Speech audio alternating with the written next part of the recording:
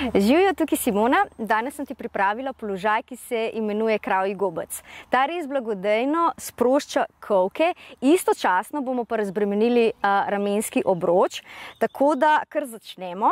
Najprej postavimo levo nogo, koleno v sredino prsnega koša, potem pa drugo nogo pripeljemo čez.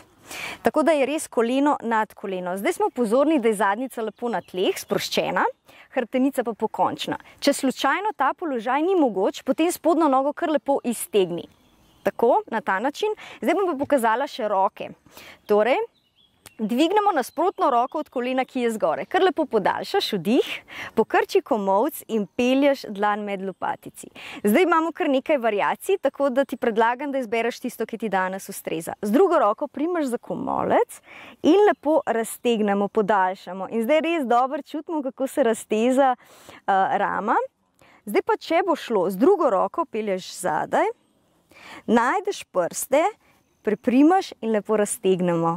In še ena varianta, kjer je malce več izziva. Narediš globok vdih in z izdihom odhajaš še s telesom naprej. Tako da razbremenimo tudi ledveni del, pa seveda tudi vrat.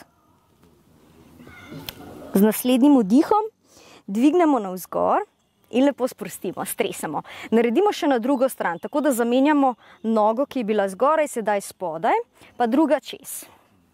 Tako, če bi se slučajno zadnjica odlepila od podlage, lahko vedno damo kakšno dekico spodaj, drugače pa tako, kot smo rekli, kar stegneš spodnjo nogo. Ok, gremo. Vdih, dvignemo roko navzgor, pokrči komolc in pelješ dlan med lopatici. Kar podaljšamo hrbtenico, odprt prsni koš.